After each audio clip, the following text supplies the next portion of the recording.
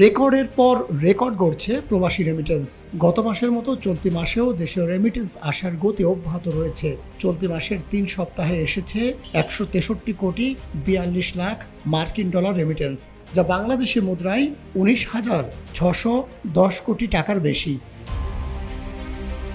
রোববার বাংলাদেশ ব্যাংকের সর্বশেষ প্রতিবেদন বলছে, চলতি মাসে সেপ্টেম্বরের প্রথম 21 দিনে 163,42,00,000 ডলারের রেমিটেন্স পাঠিয়েছেন বিভিন্ন দেশে বসবাসরত প্রবাসী বাংলাদেশিরা।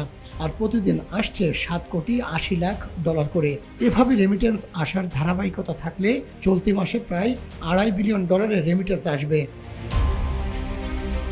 গেল 21 দিনে রাষ্ট্রায়ত্ত ব্যাংকগুলোর মাধ্যমে 48,07,00,000 ডলার, বিশেষায়িত একটি ব্যাংকের মাধ্যমে 6,98,30,000 মার্কিন ডলার, বেসরকারি ব্যাংকগুলোর মাধ্যমে এসেছে 107,96,10,000 ডলার এবং বিদেশি ব্যাংকগুলোর মাধ্যমে এসেছে 40 লাখ মার্কিন ডলার রেমিটেন্স।